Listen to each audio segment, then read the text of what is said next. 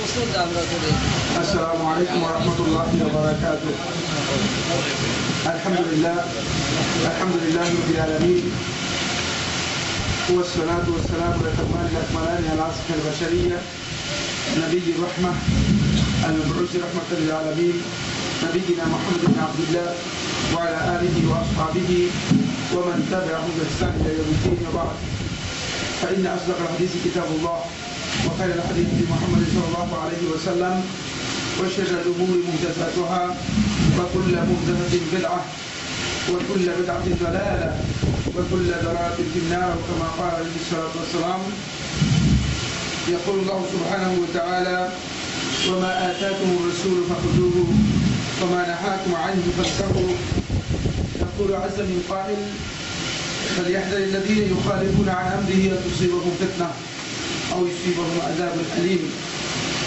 يقول رسول الله صلى الله عليه وسلم: إنه من يعش منكم بعدي فسيرى اختلافا كثيرا، فعليكم بسنتي وسنة الخلفاء الراشدين المهديين، تمسكوا بها وعدوا عليها بالنواجذ، وإياكم ومحدثات الأمور، فإن كل محدثة بدعة وكل بدعة ضلالة. أخرجه أبو داود بإسناد حسن. وعن أبي هريرة رضي الله تعالى عنه قال: لا يؤمن أحدكم حتى يكون هواه تبعا لما جئت به. أخرجه النووي وقال حديث حسن في آخر الخلاصة. আজকের উলামা ও মাশায়েখদের নিয়ে বুরহানুদ্দিন বোলাতে আয়োজিত এই প্রোগ্রামের সম্মানিত সভাপতি, অত্র এলাকার বিশিষ্ট আলেমে দ্বীন, বিশিষ্ট ব্যক্তিত্ব, আমার সাথে ঢাকা থেকে আগত সম্মানিত মেহমান মণ্ডলী, ফজিলাতুল শেখ আল উস্তাদ ডক্টর আবু বকর মোহাম্মদ জাকারিয়া, আর শেখ আল উস্তাদ মোহাম্মদ নুরুল ইসলাম, ফজিলাতুল শেখ আকরামুজ্জামান ইবনে আব্দুস সালাম এবং অন্যান্য মেহমানবৃন্দ, অত্র এলাকার সম্মানিত কৃতি সন্তান, প্রসিদ্ধ আলেমে দ্বীন শেখ মোশাররফ হোসেন আকন, সম্মানিত উলামায়ে কেরাম, সম্মানিত উপস্থিতি সুধী মণ্ডলী, যে বিষয়টি নিয়ে আমি আপনাদের সাথে এই আলোচনায় শেয়ার করবো ইনশাআল্লাহ তাআলা, সেই বিষয়টি হচ্ছে মাওকিফুল উলামা মিন ইত্তিবাইস সুন্নাহ ওয়া মানহাজুল উলামা ফিল ইস্তিদলাল বিহা। আলেমদের সুন্নাহ অনুসরণের ক্ষেত্রে তাদের অবস্থান কি ধরনের ছিল যুগে যুগে, এবং সুন্নাহকে দলিল হিসেবে গ্রহণ করার ক্ষেত্রে আলেমদের যেই মেথোডোলজি, যে পদ্ধতি তারা অনুসরণ করেছেন, সেই পদ্ধতির উপর কিছু বিষয় নিয়ে আমি আপনাদের সাথে শেয়ার করব।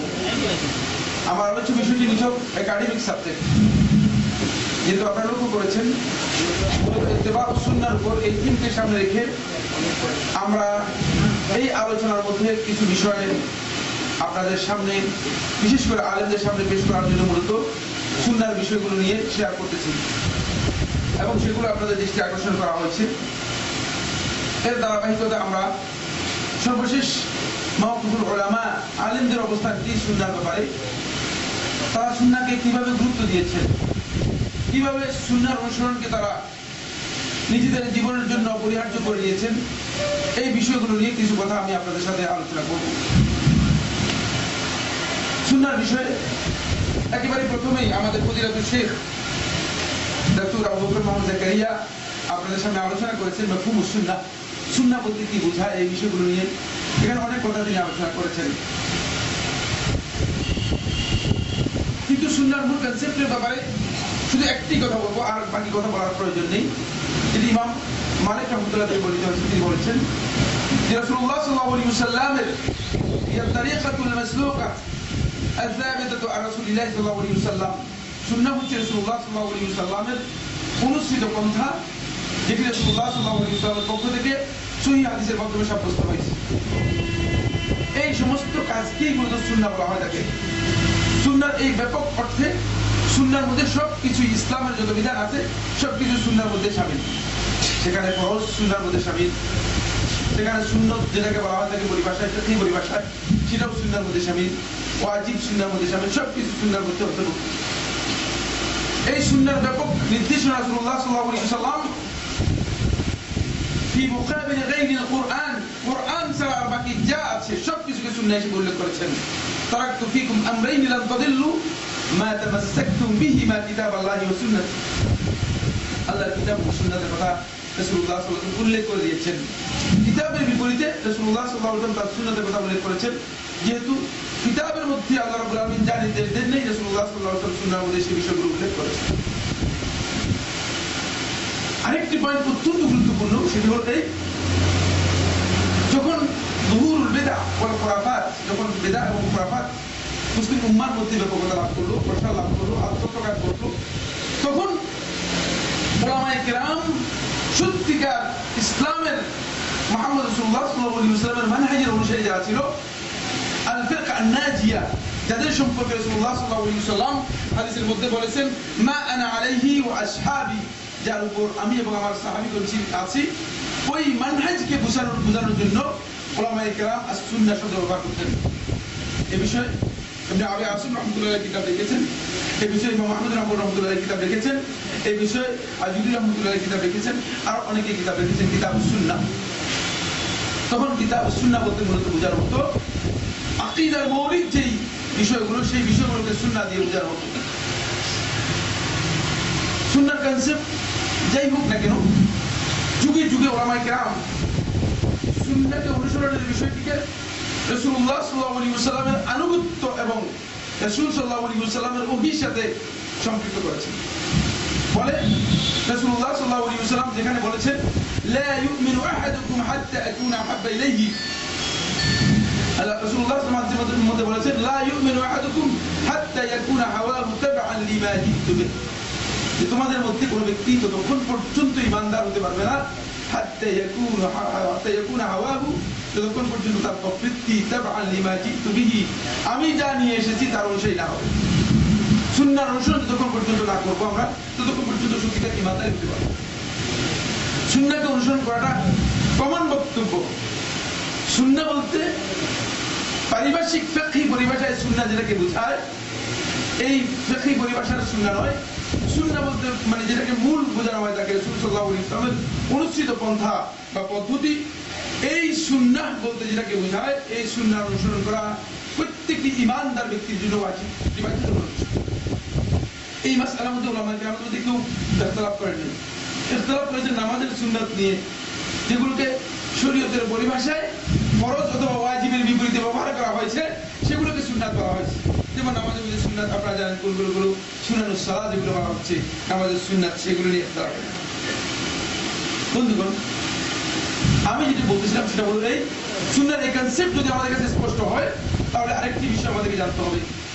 উলামায়ে কেরাম মূলত রাসূলুল্লাহ সাল্লাল্লাহু আলাইহি ওয়াসাল্লামের এই সুন্নাতকে মর্যাদা দিয়েছেন ওহীর মর্যাদা, যেহেতু কোরআনের মাধ্যমে সাব্যস্ত। ওমা ইয়ানতিকু আনিল হাওয়া ইন হুয়া ইল্লা ওয়াহয়ুন ইউহা, আল্লাহ তাআলা বলেছেন যে রাসূল সাল্লাল্লাহু আলাইহি ওয়াসাল্লাম প্রবৃত্তি তাড়িত হয়ে কোনো বক্তব্য দেন না, যা তিনি বলেন সব ওয়াহী। শুধু তাই নয়, ইন আত্তাবিউ ইল্লা মা ইউহা ইলাইহি, সুন্নাতের মধ্যে আরো স্পষ্ট করেছেন যে আমি শুধু আমার কাছে যা ওহী করা হয় থাকে তার অনুসরণ করি, অন্য কিছু অনুসরণ করি না। রাসূলুল্লাহ সাল্লাল্লাহু আলাইহি ওয়াসাল্লাম মূলত ওহীর মাধ্যমে সব কথা বলেছেন, তাই সুন্নাহ ওহীর একটি অংশ। বলে আল্লাহ রাব্বুল আলামিন কোরআনে কারীমকে যেভাবে হেফাজত করেছেন, ঠিক তেমনি ভাবে রাসূলুল্লাহ সাল্লাল্লাহু আলাইহি ওয়াসাল্লাম সুন্নাহকে হেফাজত করেছেন। সুন্নাহ বিকৃত হয়, একদম লোককে আল্লাহ রাব্বুল আলামিন এইভাবে লাগিয়ে দিয়েছেন সুন্নাহর জন্য। আপনি দেখেন এমন সতর্কতা অবলম্বন করেছে রাসূলুল্লাহ সাল্লাল্লাহু আলাইহি ওয়াসাল্লামের সুন্নাহের ক্ষেত্রে, হাদিসের ক্ষেত্রে, যাতে করে জাল, মিথ্যা, দাঈফ, দুর্বল বিভিন্ন ধরনের বিচ্ছিন্ন বর্ণনাগুলো আমাদের কাছ থেকে বাছাই করে নিয়ে সহিহ হাদিসগুলো যাতে করে আমরা লাভ করতে পারি, এবং মিথ্যা কথা যাতে রাসূলুল্লাহ সাল্লাল্লাহু আলাইহি ওয়াসাল্লামের উপর আরোপিত না হয়, এই জন্য উলামায়ে কেরাম যুগ যুগ ধরে কঠিন পরিশ্রম করে এই বিষয়গুলোকে যাচ পড়তাল করে উলামায়ে কেরাম একেবারে সহিহ হাদিস আমাদের সামনে তুলে ধরেছেন। ফলে আজকে সবচেয়ে সৌভাগ্যের বিষয় যে এই ইমাম রাজি রাহমাতুল্লাহকে যখন জিজ্ঞেস করা হলো একটি হাদিস সম্পর্কে, আপনারা জানেন ইমাম রাজি রাহমাতুল্লাহকে সাহেব তাফসীর কবির, এটা আপনাদের পড়া থাকার কথা, এবং তিনি সমকালীন সময়ে অনেক বিখ্যাত আলেমদের মধ্যে একজন ছিলেন। তাকে এক ছাত্র যখন জিজ্ঞেস করলো যে রাসূল সাল্লাল্লাহু আলাইহি ওয়াসাল্লামের এই হাদিস সম্পর্কে আপনি কি বলেন, বলে যে লিহাযাল ইলমি রিজালুন, যে এই ইলমের জন্য একদল লোক আছে যারা এর জন্য মুখতাস, এর জন্য যাদের দায়িত্ব, আমি এই সম্পর্কে বক্তব্য দিতে পারবো না। মানে এত বিশাল জ্ঞানের অধিকারী, আপনারা যদি তাফসীরে রাজি পড়েন 30 খণ্ডে লেখা, আপনারা বুঝতে পারবেন যে কত বিশাল জ্ঞানের অধিকারী। তারপর তিনি বলছেন যে এই বিষয়ের একদল লোক রয়েছে, একদল জ্ঞানী লোক রয়েছে, তারা এই বিষয় সম্পর্কে বক্তব্য দিবে, আমি হাদিসের ব্যাপারে এই বক্তব্য দিতে পারবো না। কেন? কারণ যুগে যুগেই প্রত্যেকটি বিষয়ের জন্য একদল লোক সুনির্দিষ্টভাবে দায়িত্ব পালন করেছেন, যারা হাদিসের জন্য দায়িত্ব পালন করেছেন, তারা আহলে হাদিস হিসেবে পরিচিতি লাভ করেছেন। এবং হাদিসের এই রাসূলুল্লাহ সাল্লাল্লাহু আলাইহি ওয়াসাল্লাম এই হাদিসগুলোকে সম্পূর্ণরূপে যাচাই বাছাই করে মিথ্যাবাদী, জাল বর্ণনা ইত্যাদি থেকে রাসূলুল্লাহ সাল্লাল্লাহু আলাইহি ওয়াসাল্লাম হাদিসগুলোকে সহিভাবে আমাদের কাছে তুলে ধরার জন্য সর্বোচ্চ প্রচেষ্টা করে গিয়েছেন। ফলে যেটি হয়েছে সেটি হলো যে আমাদের কাছে রাসূলুল্লাহ সাল্লাল্লাহু আলাইহি ওয়াসাল্লামের সহিহ সুন্নাহ, সহিহ হাদিসগুলো আসলে আমাদের কাছে পৌঁছে। এখন এটি সহজ হয়ে গিয়েছে, আগে একটু কঠিন ছিল, অনেক কঠিন ছিল বিষয়গুলো। হাদিসের তাহকিক করার জন্য আলেমদের জন্য কঠিন ছিল। এখন আলহামদুলিল্লাহ ইন্টারনেটের মাধ্যমে, কম্পিউটারের মাধ্যমে হাদিসের কিতাবগুলো সবগুলো আমাদের চোখের সামনে চলে এসেছে এবং হাদিসের বিশ্লেষণগুলো আমাদের কাছে এসে গিয়েছে। পরবর্তী যুগে উলামায়ে কেরাম এই বিষয়গুলো বিশাল বিশ্লেষণ করেছেন। ফলে কোন হাদিসটুকু সহিহ, কোন হাদিসটুকু সহিহ নয়, এগুলো উলামায়ে কেরামের বক্তব্য আপনারা খুব সহজেই পেয়ে যাবেন। আমাকে যদি এখন বলেন একটা হাদিস সম্পর্কে তাকরিজ করে দিতে, খুব সময় লাগবে না, কম্পিউটার আমি হয়তো 5-7 মিনিটের মধ্যে আপনাকে বের করে দিতে পারবো। এত সহজ হয়ে গেছে, যেটি আগে মোটেও সহজ ছিল না, মোটেই আলেমদের পক্ষে এটা সহজ বিষয় ছিল না। বরং আগে নয়, সেদিন অনেক দূরে নয়, শেখ মোহাম্মদ নাসিরউদ্দিন আলবানী রাহমাতুল্লাহ আলাইহি যখন গবেষণা করেন, হাদিসের তাহকিকের উপর তিনি যখন গবেষণা করেন, তখন নাসিরউদ্দিন আলবানী রাহমাতুল্লাহ আলাইহি 18 বছর মাকতাবাতুল দারুল হাদিসের মধ্যে, সিরিয়াতে তিনি মাকতাবার মধ্যে, লাইব্রেরির মধ্যে ছিলেন 18 বছর। বড় লাইব্রেরি থেকে তিনি বের হন নাই, যেহেতু হাদিসের কিতাবগুলো ছাপানো হয়নি। এই পুরাতন কিতাবগুলো, পান্ডুলিপিগুলো ঘেটে ঘেটে রাসূলুল্লাহ সাল্লাল্লাহু আলাইহি ওয়াসাল্লামের হাদিসগুলোকে কি করেছেন, হাদিসের উপর তাহকিক করেছেন। বেশি দিন ধরে নয়, শেখ নাসিরউদ্দিন আলবানী রাহমাতুল্লাহ আলাইহি মারা গেছেন 1420 একেবারে কাছাকাছি সময়। এবার বুঝবেন আপনারা, এই সময় পর্যন্ত কঠিন ছিল, কিন্তু আজকে আলহামদুলিল্লাহ আল্লাহর মেহেরবানি, সবচেয়ে হাদিসের উপরে বড় সংকলন, যাকে হাফিজুদ দুনিয়া বলা হয়, তাকে জানেন কিনা? নাম কি বলতে পারবেন কে? হ্যাঁ, ইবনে আসাকির দিমাশকি রাহমাতুল্লাহ আলাইহি, তিনি হচ্ছেন হাফিজুদ দুনিয়া। ইবনে আসাকির দিমাশকি রাহমাতুল্লাহ আলাইহি তারিখে দিমাশক, এটি 81 খণ্ডে রচিত, এটি 81 খণ্ডে রচিত। এটাকে সংক্ষিপ্ত করেছেন ইবনে মনজুর আফরিকি রাহমাতুল্লাহ আলাইহি 21 খণ্ডে, 29 খণ্ডে। 29 খণ্ডে এটা প্রকাশিত হয়েছে। পরবর্তীতে আলহামদুলিল্লাহ সর্বশেষ ওই 81 খণ্ড প্রকাশিত হয়েছে। সুতরাং হাদিসের যে কিতাবগুলো পান্ডুলিপি আকারে পৃথিবীর বিভিন্ন লাইব্রেরিগুলোতে ছিল, সেগুলো আমাদের কাছে এসে গিয়েছে। এখন আমাদের জন্য এগুলো তাহকিক করা, এগুলো নিয়ে গবেষণা করা আমাদের জন্য খুব কঠিন বিষয় নয়।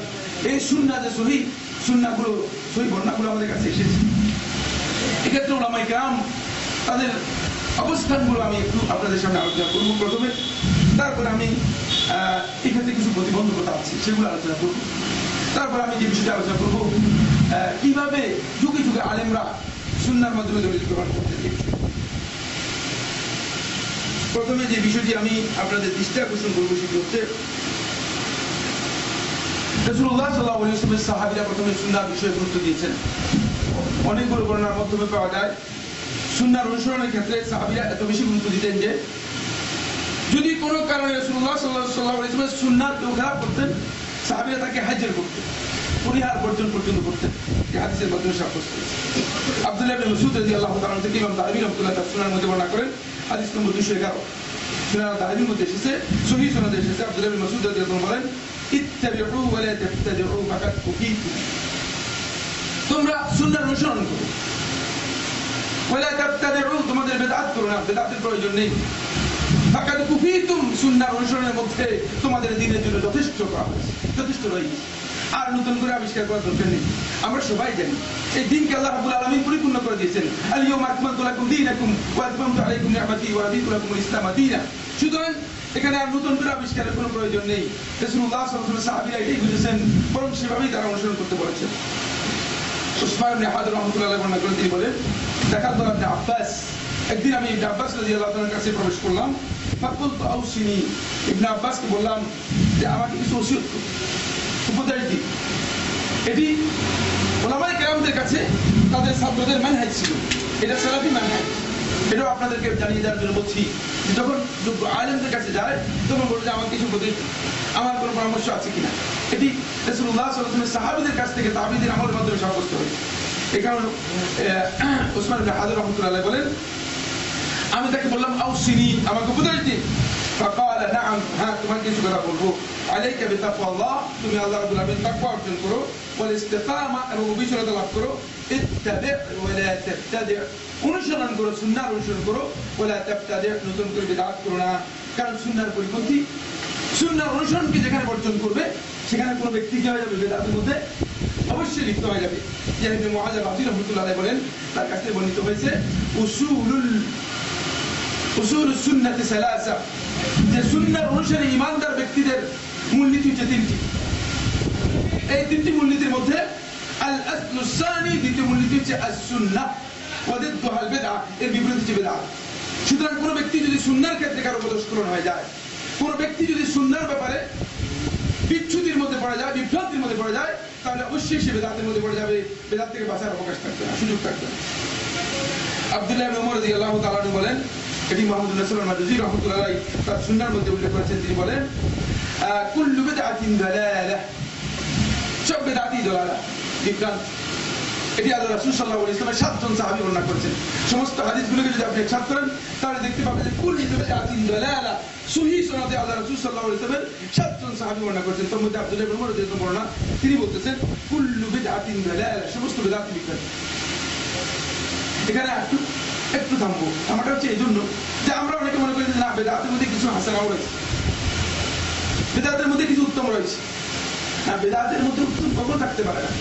যদি থাকতো তাহলে রাসূলুল্লাহ সাল্লাল্লাহু আলাইহি ওয়াসাল্লাম এই তামিম কুল শব্দ দিয়ে বলতেন না, কুল্লু বিদআতিন দালালা বলতেন না। বেদাতের মধ্যে হাসানা বলতে রাসূলুল্লাহ সাল্লাল্লাহু আলাইহি ওয়াসাল্লামের কোন হাদিসের মাধ্যমে সাব্যস্ত হয়নি। ওয়া ইন রাআহা আন-নাসু হাসানাহ, তারপরে তিনি এই কথা আরো স্পষ্ট করে দিচ্ছেন যে পরবর্তী সময়ে উম্মতের মধ্যে হয়তো এমন এক দল লোক বেশি যেতে পারে তারা বেদাতের মধ্যে কিছু কিছু হাসানা বের করতে পারে। কারণ আমি তো এর মধ্যে খারাপ দেখি না। এখন আমাদের কাছে অনেকে প্রশ্ন করেন যে সাইফুল্লাহ ভাই, এর মধ্যে খারাপটা কোথায়? লোকেরা সম্মিলিত বসে একসাথে মুনাজাত করতেছে, আপনি বলতেছেন এটা বেদাত। লোকেরা একসাথে বসে জিকির করতেছে, আপনি বলতেছেন এটা বেদাত। কারণটা কি? এর মধ্যে তো কোনো খারাপ কিছু দেখি না। আমি বলি যে না, খারাপ কিছুই নেই, খারাপ কিছুই নেই, কিন্তু খারাপ হচ্ছে অতটুকু যে রাসূলুল্লাহ সাল্লাল্লাহু আলাইহি ওয়াসাল্লামের সুন্নাহ দ্বারা কি সাব্যস্ত হয় নাই। তারা কি এই ইবাদতকে, এই আমলকে রাসূল সাল্লাল্লাহু আলাইহি ওয়াসাল্লামের সুন্নাহ থেকে কোনো গুরুত্বপূর্ণ কিছু মনে করে কিনা, এবং এই দ্বীনের মধ্যে এমন কোন ইবাদত যেটি রাসূলুল্লাহ সাল্লাল্লাহু আলাইহি ওয়াসাল্লাম করেন নাই, রাসূল সাল্লাল্লাহু আলাইহি ওয়াসাল্লাম জানিয়ে দেন নাই, এমন কিছু মনে করেন কিনা। যদি মনে করে ভুল হয়ে যায়। এই জন্য মুহিব তাওয়ারি রহমাতুল্লাহ কিতাব লিখেছেন, সেই কিতাবটি হচ্ছে যারা মক্কায় যাবে, মক্কায় যাওয়ার পরে মক্কায় অবস্থান করে এই মসজিদে গিয়ে, মসজিদে আয়েশা যেটাকে বলা হয়, মসজিদে আয়েশা থেকে ইহরাম করে এসে তারা উমরা করবে কি করবে না, একাধিক উমরা করবে কি করবে না, এই মাসআলা নিয়ে, এই মাসআলার ব্যাপারে উলামায়ে কেরামের একেবারে হিজরি ৩য় শতাব্দীতে ইখতিলাফ হয়েছে, আজকে নয়। এরপরে মুহিব তাওয়ারি রহমাতুল্লাহ তার কিতাবের মধ্যে মুহাম্মদ ইবনে সিরিন রহমাতুল্লাহ বর্ণনা করেন। তিনি বলেন যে মুহাম্মদ ইবনে সিরিন রহমাতুল্লাহ বলতেছেন যে আমি আশঙ্কা করছি যে সে এই উমরা করার কারণে গুনাহগার হবে। তখন তাকে প্রশ্ন করা হলো, মুহাম্মদ ইবনে সিরিন রহমাতুল্লাহকে প্রশ্ন করা হলো, আপনি কি মনে করেন যে উমরা করার কারণে তিনি গুনাহগার হবেন? তখন তিনি বলেন না, উমরার কারণে তিনি গুনাহগার হবেন না, বরং তিনি গুনাহগার হবেন এই জন্য যে তিনি রাসূলুল্লাহ সাল্লাল্লাহু আলাইহি ওয়াসাল্লামের সুন্নাহের পরিপন্থী করেছেন। যেহেতু রাসূলুল্লাহ সাল্লাল্লাহু আলাইহি ওয়াসাল্লাম মক্কাতে 10 দিন অবস্থান করেছেন, বিদায় হজের সময় কিন্তু তিনি উমরা করেননি। বুঝতে পেরেছেন কিনা? স্পষ্ট করে দিয়েছেন। এজন্য সুন্নাহর অনুসরণকে বাদ দিয়ে মানে নিজেদের ইচ্ছা মতো, খাহিস মতো যদি কোনো ইবাদত আমরা করে নিই, তাহলে আমরা সুন্নাহর অনুসারী হব না, বরং প্রবৃত্তির অনুসারী হব। বুঝতে পেরেছেন? প্রবৃত্তির অনুসারী হয়ে যাব। আর প্রবৃত্তির অনুসরণ মূলত আমাদেরকে সুন্নাহর অনুসরণের ক্ষেত্রে বড় ধরনের প্রতিবন্ধকতা সৃষ্টি করে, বড় ধরনের বাধা দিয়ে থাকে। আসুন এরপরের বক্তব্যটি আরো সুন্দর। এই বক্তব্যটি দিয়েছেন, এটি ওমর ইবনে আব্দুল আজিজ রাহমাতুল্লাহ আলাইহির কাছে এই বক্তব্যটি এসেছে। এটা আসছে সর্বপ্রথম যুগে ওমর ইবনে আব্দুল আজিজ রাহমাতুল্লাহ কত সালে মৃত্যু হয়েছে কে বলতে পারবেন? মাশাআল্লাহ 101 দেখেন, মানে হিজরি প্রথম শতাব্দীর শেষ লগ্নের ব্যক্তি হচ্ছেন ওমর ইবনে আব্দুল আজিজ রাহমাতুল্লাহ। তিনি মুজতাহিদও ছিলেন, তিনি খলিফাও ছিলেন। উমাইয়া খেলাফতের পঞ্চম খলিফা হিসেবে তিনি খেলাফত লাভ করেছেন এবং তিনি মুজতাহিদও ছিলেন। ওমর ইবনে আব্দুল আজিজ রাহমাতুল্লাহর কাছে এক ব্যক্তি চিঠি লিখলেন। চিঠি লিখে বললেন, তাকে তাকদীর সম্পর্কে জিজ্ঞেস করলেন। তখন মাহবাদ আল জুহানি সহ একদল লোক তাকদীরের বিষয় নিয়ে সমালোচনা শুরু করলো। কাদেরিয়াদের আবির্ভাব করছে। কাদেরিয়া কাদেরকে বলা হয় জানেন কিনা? যারা তাকদীরকে অস্বীকার করছে তাদেরকে কাদেরিয়া বলা হয়, বুঝলেন? তাকদীরকে অস্বীকার করা একটা গ্রুপ এই সময় বেরিয়ে আসলো। তখন ওমর ইবনে আব্দুল আজিজ রাহমাতুল্লাহর কাছে চিঠি লেখার পরে ওই চিঠির প্রতি উত্তরে ওমর ইবনে আব্দুল আজিজ রাহমাতুল্লাহ বলেন, আম্মা বা'দ, আমি তোমাদেরকে এরপর বলছি, উসিকা বিতাকওয়াল্লাহ, আল্লাহ রাব্বুল আলামিনের তাকওয়ার জন্য তোমাদের ওসিয়ত করছি, ওয়াল ইখতিসাদ ফি আমরিহি, সব কাজে মধ্যম পন্থা অনুসরণ করতে তোমাদেরকে উপদেশ দিচ্ছি, ওয়া ইত্তিবা'i সুন্নতিহি সুন্নাত নবিয়্যিহি সাল্লাল্লাহু আলাইহি ওয়াসাল্লাম, এবং নবী সাল্লাল্লাহু আলাইহি ওয়াসাল্লামের সুন্নাতের অনুসরণ করতে নির্দেশ দিচ্ছি। দেখেন সুন্নতের বিষয়টিকে কেন গুরুত্ব দিলেন? কারণ হচ্ছে তখন বেদাত আস্তে আস্তে প্রচার হচ্ছে। বেদাত কিন্তু তখনও মানে ব্যাপকভাবে বেদাত যেটাকে বলা হয়, আজকে তো বেদাতের চাপে শেষ পর্যন্ত সুন্নাত কি জিনিস সেটাই অপরিচিত হয়ে গেছে। সুন্নাত এখন মুসলমানদের কাছে আননোন। সুন্নাত কোনটাকে বলা হয় এখন একজন করে জিজ্ঞেস করলে আপনারা যেগুলোকে সুন্নাত বলবেন সেগুলো রাসূলুল্লাহ সাল্লাল্লাহু আলাইহি ওয়াসাল্লামের সুন্নাহর মধ্যে পাওয়া যায় না। এটা আপনাদের দোষ নয়, এটা দোষ হচ্ছে আমাদের পুরা সমাজের মানুষের গড্ডালিকা প্রমাণে আমরা চলে আসতেছি। কিন্তু যুগের পর যুগ, সময়ের পর সময় নিয়ে আমরা মূলত সুন্নাতের যে চর্চা আমরা করে আসতেছি, এভাবেই করে আসছি। কোনো সন্দেহ নেই এই বিষয়গুলো সম্পর্কে আমাদেরকে সতর্ক হতে হবে, জানতে হবে, জানার জন্য চেষ্টা করতে হবে। তখন তাকে প্রশ্ন করা হলো, তিনি বলেন, তোমাকে সুন্নাতের অনুসরণ করতে নির্দেশ দিয়েছি, ওয়া তারকি মা আহদাসাল মুহদিসুনা বা'দা মা জারাত বিহি সুন্নাতুহু। এরপর তিনি বলে দিচ্ছেন, এবং রাসূলুল্লাহ সাল্লাল্লাহু আলাইহি ওয়াসাল্লামের সুন্নাত প্রতিষ্ঠিত হয়ে যাওয়ার পর, বন্ধুগণ সুন্নাত কত সালে প্রতিষ্ঠিত হয়েছে কে বলতে পারবেন? কে বলতে পারবেন? রাসূলুল্লাহ সাল্লাল্লাহু আলাইহি ওয়াসাল্লামের সুন্নাত কত সালে প্রতিষ্ঠিত? সর্বশেষ বছরাতে রাসূলুল্লাহ সাল্লাল্লাহু আলাইহি ওয়াসাল্লাম সাহাবী 93 হিজরি সনে মৃত্যুর পরে রাসূলুল্লাহ সাল্লাল্লাহু আলাইহি ওয়াসাল্লাম সাহাবীদের মাধ্যমে সুন্নাত প্রতিষ্ঠা। এরপর আর সুন্নাত কি জারি করার কোনো সুযোগ আছে কিনা? কোনো সুযোগ নেই। যেহেতু সুন্নাতগুলো আমরা কিভাবে পেয়েছি? আমরা কি এমনি আন্দাজের উপর পেয়েছি না স্বপ্নে পেয়েছি? স্বপ্নের মাধ্যমে সুন্নাত সাব্যস্ত হবে কিনা? আমরা তো স্বপ্নের মাধ্যমে সুন্নাত সাব্যস্ত করছি, কাশফের মাধ্যমে সুন্নাত সাব্যস্ত করছি, তারপরে আমরা আরো বিভিন্ন ধরনের তাকলিদের মাধ্যমে সুন্নাত সাব্যস্ত করছি। বরং হুজুরের সুন্নাত পর্যন্ত, বুজুর্গের সুন্নাত পর্যন্ত আমরা সাব্যস্ত করার জন্য চেষ্টা করছি। এটা আমাদের মধ্যে আছে। কিন্তু রাসূলুল্লাহ সাল্লাল্লাহু আলাইহি ওয়াসাল্লামের সুন্নাত সাহাবীদের মাধ্যমে আমরা পেয়েছি। সাহাবীর ইন্তেকালের মাধ্যমে সুন্নাত এস্টাবলিশ। এরপর সুন্নাতের বিষয়টি এখন নতুন করে পরবর্তী সময়ে কেউ বলার সুযোগ থাকবে না বা আবিষ্কার করার কোনো সুযোগ নেই। এই জন্য তিনি বলছেন, ওয়া তারকি মা আহদাসাল মুহদিসুনা বা'দা মা জারাত বিহি সুন্নাতুহু। রাসূল সাল্লাল্লাহু আলাইহি ওয়াসাল্লামের সুন্নাত প্রতিষ্ঠিত হয়ে যাওয়ার পরে, এস্টাবলিশড হয়ে যাওয়ার পরে, এরপরে মুহদিসুন যারা রয়েছে, যারা দ্বীনের মধ্যে নতুন করে উদ্ভাবন করেছে, দ্বীনের মধ্যে নতুন কিছু আবিষ্কার করেছে, তাদের সব কাজকে পরিহার করবা, কারণ এটি রাসূলুল্লাহ সাল্লাল্লাহু আলাইহি ওয়াসাল্লামের সুন্নাত অনুসরণের পরিপন্থী। ঠিক একই কথা সাহেল ইবনে আব্দুল্লাহ তুস্তারি রাহমাতুল্লাহ বলেছেন, ইমাম বুখারী রাহমাতুল্লাহ সাহেব আইয়ুব সুফতিয়ানি রাহমাতুল্লাহ তার কাছ থেকে হাদিস নেন নাই। আপনারা যারা হাদিসের উপর পড়ালেখা করেছেন তারা বলতে পারবেন শুধুমাত্র একটি কারণ, আর কোনো কারণ নেই। সাহেল ইবনে আব্দুল্লাহ তুস্তারি রাহমাতুল্লাহ আলাইহি একটু মানে শিয়া দৃষ্টিভঙ্গি পোষণ করতেন। এই জন্য আইয়ুব সুফতিয়ানি রাহমাতুল্লাহর কাছে যখন এক ব্যক্তি আসলেন যে তুমি কি সাহেল ইবনে আব্দুল্লাহ তুস্তারি থেকে হাদিস গ্রহণ করবে, বলছিল ওয়ালাউ কালিমা, একটি শব্দ তার কাছ থেকে নিব না। হাদিসের ব্যাপারে সতর্কতা কিভাবে অবলম্বন করেছেন আহলে হাদিস, আমরা আশ্চর্য হয়ে গেল। একটি কালিমাও তার কাছ থেকে গ্রহণ করেন। তিনি ইমাম বুখারী রাহমাতুল্লাহ উস্তাদ আইয়ুব সাহেল ইবনে আব্দুল্লাহ তুস্তারি রাহমাতুল্লাহ আলাইহি তিনি বলেন, মা আহদাসা আহাদুন ফিল ইলমি শাইআন ইল্লা সুইলা আনহু ইয়াওমাল কিয়ামা। এই দ্বীনের ব্যাপারে, দ্বীন আমার বন্ধুগণ, রাসূলুল্লাহ সাল্লাল্লাহু আলাইহি ওয়াসাল্লাম একটি হাদিস মুকাদ্দিমা মুসলিমের মধ্যে রয়েছে, মুহাম্মদ বিন সিরিন রাহমাতুল্লাহ আলাইহি তিনি বলেন, ইন হাযাল ইলমা দীনুন ফানজুরু আম্মান তাখুযু দীনাকুম। তোমাদের যে ইলম রেখে যাচ্ছি, এই ইলমই হচ্ছে তোমাদের দ্বীন। ফানজুরু আম্মান তাখুযু দীনাকুম, সুতরাং তোমরা দেখো তোমরা কার কাছ থেকে তোমাদের দ্বীন নিচ্ছ। হাইয়ান ইবনে বায়ান, ফুলান ইবনে ফুলান, ওয়ালা তারিফু শাখসাহু ওয়ালা হালাহু, তার অবস্থা সম্পর্কে জানো না, তার ব্যক্তি সম্পর্কে জানো না, তার কোনো পরিচয় জানো না, তার কাছ থেকে দ্বীন নিবে না। ফানজুরু আম্মান তাখুযুনা দীনাকুম, কার কাছ থেকে তোমরা তোমাদের দ্বীন নিচ্ছ সেটা আগে তোমরা ঠিক করে নাও। জানতে হবে তোমাদেরকে যে এমন ব্যক্তির কাছ থেকে দ্বীন নিচ্ছ তার নিজের দ্বীনের ব্যাপারে কোনো খবর চলবে না। এই ইলম হচ্ছে দ্বীন। এই জন্য উলামায়ে কেরাম বলেছেন হাদিসের ব্যাখ্যার মধ্যে, ইমাম মুসলিম রাহমাতুল্লাহ মিনহাজের মধ্যে উল্লেখ করেন, তিনি বলেন এই দ্বীনই হচ্ছে ইলম, ইলমই হচ্ছে দ্বীন। ইলমের বাইরে দ্বীনের সামান্যতম কোনো অংশ নেই, আর দ্বীনের বাইরে সামান্যতম কোনো ইলম নেই। যেহেতু রাসূলুল্লাহ সাল্লাল্লাহু আলাইহি ওয়াসাল্লাম এই ইলম রেখে গিয়েছেন, এর বাইরে কোনো জিনিস রাসূলুল্লাহ সাল্লাল্লাহু আলাইহি ওয়াসাল্লাম গোপনে কোনো সাহাবীর কাছে রেখে গেছেন, এর কোনো দলিল আবু আসাদ সুয়াইই সহিহ মুসলিমের রাওয়াতের মধ্যে এসেছে। দেখেন কি বলেছেন, আবু আসাদ সুয়াইই যখন প্রশ্ন করলো আলী ইবনে আবি তালিব রাদিয়াল্লাহু তাআলা আনহুকে যে রাসূল সাল্লাল্লাহু আলাইহি ওয়াসাল্লাম এই যে মুসহাফ এবং এই যে বিষয়টা, এই বিষয় ছাড়া আপনাদের কাছে আর কোনো কিছু বিশেষভাবে রেখে গেছে কিনা, বলে যে না, আল্লাহ রাসূল সাল্লাল্লাহু আলাইহি ওয়াসাল্লাম এই কিতাব ছাড়া আমাদের কাছে আর কিছু রেখে দেয়নি, বিশেষভাবে আর কিছু রেখে দেয়নি। এখন তো 60,000 গোপনেও আমরা পাই, 30,000 জাহেরি, 60,000 বাতিনি পেয়ে গেছি। কোথায় পেলাম? আমার নবীর সাথে আদৌ এর কোনো সম্পর্ক আছে? বরং দুঃখের বিষয় হচ্ছে এটাকে সম্পর্কিত করা হয় আব্দুল কাদের ইবনে আবি সালেহ আল-জিলানী রাহমাতুল্লাহি আলাইহি দিকে, নাউযুবিল্লাহি মিন যালিক। দৃষ্টতা এবং মিথ্যাচারের সর্বশেষ পর্যায়ের কথা। যেহেতু তিনি হাম্বলি মাযহাবের ইমাম ছিলেন, তার জীবনের মধ্যে এই ধরনের কোনো বক্তব্য তার জীবনের মধ্যে কেউ রেখেছে আমার জানা নেই। তার জীবনের পর সবচেয়ে উত্তম লিখেছেন তিনি হচ্ছেন আবু হিলাল আল-মৌসিলী রাহমাতুল্লাহি আলাইহি আল-জাইল আল-তাবাকাতের মধ্যে।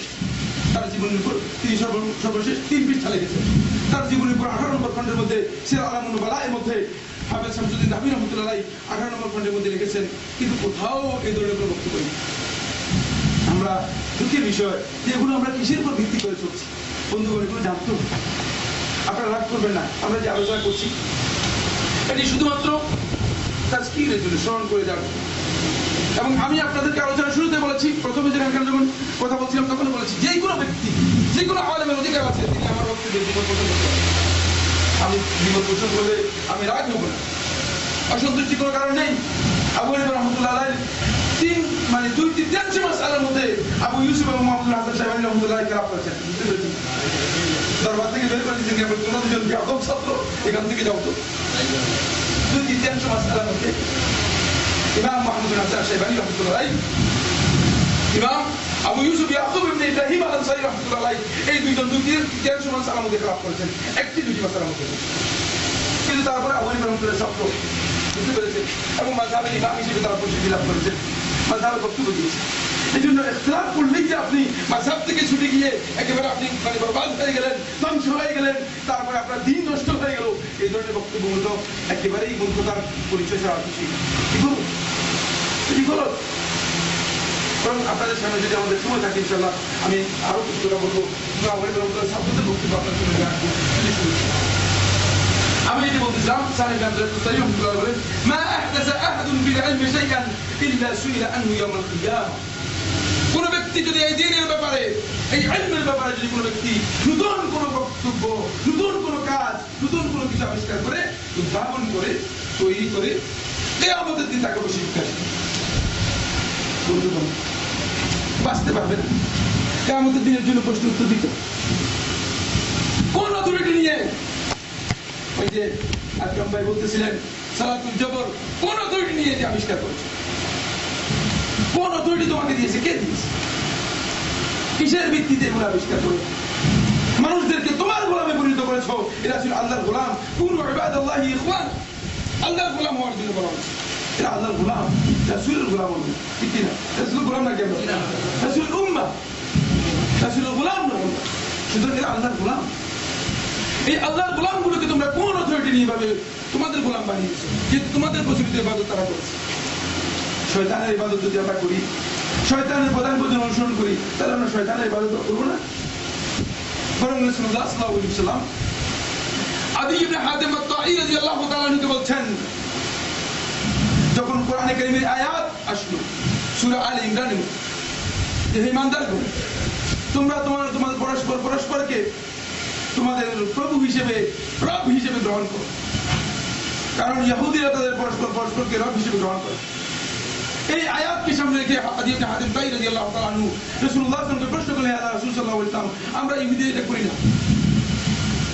আমরা তো আমাদের আলেমদেরকে, আমাদের বুজুর্গদেরকে, আমাদের পাদ্রীদেরকে, আমাদের ধর্ম প্রচারক যারা আছে তাদেরকে তো আমরা আমাদের মাবুদ হিসেবে গ্রহণ করিনি। তো আমরা তাদের ইবাদত করি না, আমরা তাদের পূজা করি না, তাদের উপাসনা করি না। তাহলে কেন আল্লাহ তাআলা এভাবে বললেন? আমাদের বলে আলাস্তু তুহাররিমুনা মা হারামু, তোমরা কি তারা যেগুলো হারাম করে দিয়েছে তোমাদের উপর সেগুলোকে হারাম মনে করো না? ক্বালা নাআম আলাস্তুম তুহাল্লিলুনা মা ইউহাল্লিলুনা লাকুম, তোমাদের জন্য তারা যেগুলোকে হালাল ঘোষণা করছে সেগুলো কি তোমরা হালাল ঘোষণা করো না? ক্বালা নাআম আর ইযান আবাদতুমু, তাহলে তোমরা তাদের ইবাদত করেছো। এটাই হচ্ছে ইবাদত, এটাই হচ্ছে আনুগত্যের ক্ষেত্রে সত্যিকার আল্লাহ রাব্বুল আলামিনের ইবাদত বাদ দিয়ে মানুষের ইবাদতের মধ্যে নিজেকে লিপ্ত করে নেওয়া। বন্ধুগণ, এটাই বলছে কিয়ামতের দিন আমাদেরকে এই বিষয়ে কিন্তু জিজ্ঞাসার জন্য এখন থেকে প্রস্তুতি নিতে হবে। এখন থেকে আপনার প্রস্তুতি নিতে হবে। আমাদের মধ্যে হুজুরগণ যারা আছেন, পীর সাহেবরা যারা আছেন, বুজুর্গান যারা আছেন, তাদেরও এভাবে প্রস্তুতি নিতে হবে। কারণ মুহাম্মদ রাসূলুল্লাহ সাল্লাল্লাহু আলাইহি ওয়াসাল্লাম জানিয়ে দিয়ে গেছেন, সহিহ মুসনাদ আহমদের সহিহ হাদিসের মধ্যে কিয়ামতের দিন নবীগণ বলবেন আল্লাহুম্মা সাল্লিম আল্লাহুম্মা সাল্লিম, হে আল্লাহ রক্ষা করো রক্ষা করো। নবীরা যেখানে বলবে সেখানে আপনার হুজুর বলতেছে যে একেবারে নৌকা একটা নিয়ে আসবে বিরাট জাহাজ, আর একজন একজন করে সবাইকে জাহাজের মধ্যে উঠাই জান্নাতে নিয়ে চলে যাবে। হুজুরের কি খবর আমাকে বলেন? কে এই অথরিটি হুজুরকে দিল? ভুল। আমার বন্ধুগণ, এই আল্লাহর বান্দাদেরকে এভাবে বিভ্রান্ত করার কোনো সুযোগ নেই। মেহেরবানি করে আপনারাও জান্নাতের পথে অগ্রসর হন, আমরাও জান্নাতের পথে অগ্রসর হওয়ার জন্য চেষ্টা করি। আমাদের কাছে রাসূলুল্লাহ সাল্লাল্লাহু আলাইহি ওয়াসাল্লাম কিতাব এবং সুন্নাহ ছাড়া আর কিছু রেখে যান নাই, হাকিতে কিনা? এটাই হচ্ছে আমাদের একমাত্র দলিল। এই দলিলের উপর ভিত্তি করে আমাদের অগ্রসর হতে হবে। এখানে আর কোনো দলিল আমাদের কাছে নেই। যদি আল্লাহর ভালোবাসার কথা বলেন তাহলে এটা দলিল, যদি রাসূলের ভালোবাসার কথা বলেন তাহলে এটা দলিল, যদি দ্বীনের ভালোবাসার কথা বলেন তাহলে এটা দলিল, যদি ইবাদতের কথা বলেন তাহলে এটা দলিল। এছাড়া আর কোনো দলিল আমাদের কাছে আছে কিনা? আপনার জমিনের দলিল ঘরে পাবেন, যে জমিনের মালিক আপনি, সেই জমিনের দলিল আপনার কাছে আছে ঠিক কিনা? যদি দলিল না দিতে পারেন মালিকেরা দাবি করতে পারবেন? কখন পারবেন? ঠিক অনুরূপ ভাবে রাসূল সাল্লাল্লাহু আলাইহি ওয়াসাল্লামের ভালোবাসা, আল্লাহর ভালোবাসা, ইসলামের ভালোবাসা, দ্বীনের ইবাদত সবকিছুর দলিল হচ্ছে আস-সুন্নাহ। এক কথায় এসেছে সুন্নাহ। যদি সুন্নাহকে কেউ বর্জন করে, সুন্নাহকে কেউ পরিহার করে, তাহলে সে ব্যক্তি কিয়ামতের দিন আর করতে পারবে না। বরং রাসূলুল্লাহ সাল্লাল্লাহু আলাইহি ওয়াসাল্লাম আরো বিতাড়িত করবেন, সুহকান সুহকান লিমান গায়্যারা বা'দি। যখন হাশরের ময়দানে যাবে, এখন তো নিজে নিজেই মুরিদদেরকে মানে হাউজে কাউসার খাওয়াই দিচ্ছে, হয়তো সেটা গড়ের কলের পানি আর কি উঠে দিয়ে হাউজে কাউসার খাওয়াই দিচ্ছে। নাউযুবিল্লাহ। বলছে এখন হাউজে কাউসার যেটা দিলাম এটা এত বেশি মিষ্টি না, ইনশাআল্লাহ কিয়ামতের দিন দেখবে যে আরো কি ধরনের হাউজে কাউসার খাওয়া। আমার বন্ধুগণ, আমার নবী সাল্লাল্লাহু আলাইহি ওয়াসাল্লাম বলে দিচ্ছেন তাদেরকে দূর করে। নবী সাল্লাল্লাহু আলাইহি ওয়াসাল্লাম এই সুন্নাতের পরিবর্তনকারীদেরকে কিয়ামতের দিন রাসূল সাল্লাল্লাহু আলাইহি ওয়াসাল্লামের এই হাউজের মধ্যে আদৌ তাদেরকে স্থান দেবেন, তারা সেখানে স্থান লাভ করতে পারবে না। সুতরাং তাদেরকে দূর করে দাও, তারা সেখান থেকে বিতাড়িত হবে। এরপর তিনি বলতেছেন ওয়া ইন ওয়াফাকা সুন্নাতা সালিম, যদি কোনো ব্যক্তি তার বক্তব্যের মাধ্যমে সুন্নাহর অনুসরণ করে থাকে সেই সত্যিকার নিরাপত্তা লাভ করতে পারবে, ওয়া ইল্লা ফালা, অন্যথায় সেই নিরাপত্তা লাভ করতে পারবে না। হাফেজ ইবনে হাজার আসকালী রাহমাতুল্লাহ আলাইহি এই বর্ণনাটি এনেছেন ফাতুল বারীর মধ্যে 13 খণ্ডের 390 নম্বর পৃষ্ঠা। আবু উসমান ইসাবুরি রাহমাতুল্লাহ বর্ণনা করেন, তিনি বলেন মান আমরা সুন্নাত আলা নাফসিহি কাওলান ওয়া ফি'লা, যে ব্যক্তি নিজের উপর সুন্নাতকে আমির হিসেবে নির্ধারণ করে নিল, কাওলান ওয়া ফি'লা, কথার মাধ্যমে কাজের মাধ্যমে, সুন্নাতই হচ্ছে তার আমির। সুন্নাতকে আমির বানিয়ে নিল, সুন্নাতকে নিজের মধ্যে বাস্তবায়ন করল। তিনি বলতেছেন নাতাকা বিল হিকমা, তখন তিনি যত কথা বলবেন সবগুলো হিকমতে বলবেন। তার বক্তব্যের মধ্যে হিকমত পাওয়া যায়, সুন্নাহর বক্তব্য হয়, সেখানে মানুষের জন্য হিকমত পাওয়া যায়, প্রজ্ঞা পাওয়া যায়, সেখানে মানুষের জন্য উপদেশ পাওয়া যায়, সেখানে মানুষের জন্য হেদায়েতের বাণী পাওয়া যায়। সুতরাং সুন্নাহকে যদি কোনো ব্যক্তি তার বক্তব্য এবং কাজের মধ্যে সত্যিকারভাবে বাস্তবায়ন করতে পারে, সে আল্লাহ রাব্বুল আলামিনের পক্ষ থেকে হিকমতের মাধ্যমে কথা বলতে পারেন। তোমার ইউদাল হিকমতা ফাকাদ উতিয়া খাইরান কাসীরা, খাইরাল কাসীর, আর কোনো খাইর নেই।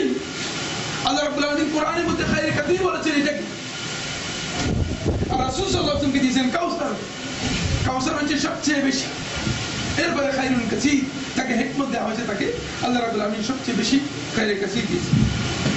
এরপর তিনি বলতেছেন ফামান আমারাল হাওয়া আলা নাফসিহি, যে তার নিজের উপর প্রবৃত্তিকে আমির বানিয়ে নিল, প্রবৃত্তিকে যার নিজের উপর বাস্তবায়ন করতে। মানে আমরা এখন একদল লোক আছে, তাদের অবস্থা হচ্ছে এই, তারা মনে করেন যে রাসূল সাল্লাল্লাহু আলাইহি ওয়াসাল্লামের সুন্নাহর অনুসরণ এটি আমার মাযহাবের পরিপন্থী। আমাদেরকে প্রশ্ন করেন, টেলিভিশনে প্রশ্ন আসে যে সাইফুল্লাহ ভাই, হাদিসের মধ্যে সহিহ হাদিসের মধ্যে যেটা পাওয়া যায় কিন্তু এটা আমাদের মাযহাবের পরিপন্থী। এখন আমরা কি মাযহাবের বক্তব্য মানবো না হাদিস মানবো? আমার বন্ধুগণ, আল্লাহ রাসূল সাল্লাল্লাহু আলাইহি ওয়াসাল্লাম, আমার বিশ্বাস এটি আদৌ কোনোদিন এটা রাসূল সাল্লাল্লাহু আলাইহি ওয়াসাল্লামের চিন্তার মধ্যেই আসে নাই যে উম্মতের মধ্যে এমন ব্যক্তি আসবে যে রাসূল সাল্লাল্লাহু আলাইহি ওয়াসাল্লাম ওহীর মাধ্যমে যে বক্তব্য দিয়েছে সেই বক্তব্য কোনো ব্যক্তির বক্তব্যের সাথে তুলনা করে এই প্রশ্ন করতে পারে যে রাসূলের বক্তব্য নিব না অমুকের বক্তব্য নিব। কত বড় দৃষ্ট! কার অন্তরের মধ্যে আল্লাহ রাসূল সাল্লাল্লাহু আলাইহি ওয়াসাল্লাম ভালোবাসা রয়েছে সে এই ধরনের কথা বলতে পারে। রাসূল সাল্লাল্লাহু আলাইহি ওয়াসাল্লাম ভালোবাসাকে সামনে রেখে আল্লাহ রাসূল সাল্লাল্লাহু আলাইহি ওয়াসাল্লামের সাহাবীরা নিজেদের জীবনকে বিলিয়ে দিয়েছে। উমার ইবনে হুমাম রাদিয়াল্লাহু তাআলা আনহু বদরের প্রান্তরে রাসূলুল্লাহ সাল্লাল্লাহু আলাইহি ওয়াসাল্লাম জিজ্ঞেস করলেন আল্লাহ রাসূল সাল্লাল্লাহু আলাইহি ওয়াসাল্লাম, এই যদি আমি করতে পারি, এখানে যদি আমি শহীদ হতে পারি তাহলে আমার জন্য কি আছে? বলতে তোমার জন্য জান্নাত অপেক্ষা করতেছে। খেজুরগুলো নিক্ষেপ করে দিয়ে এগিয়ে গেলেন, বললেন যে যদি খেজুর খাই সময় তো বেড়ে যাবে, এত লম্বা সময় আমার নেই জান্নাতে যাওয়ার জন্য, দ্রুত জান্নাতে চলে যাই। শহীদ হয়ে গেলেন জান্নাতে। রাসূল সাল্লাল্লাহু আলাইহি ওয়াসাল্লামের বক্তব্য অনুসরণ করলেন, সুন্নাহকে মেনে নিলেন, কিন্তু প্রবৃত্তিকে সেখানে অনুসরণ করলেন। কিন্তু আমরা আজকে রাসূল সাল্লাল্লাহু আলাইহি ওয়াসাল্লাম বক্তব্যের সামনে অমুকের বক্তব্য নিয়ে আসি।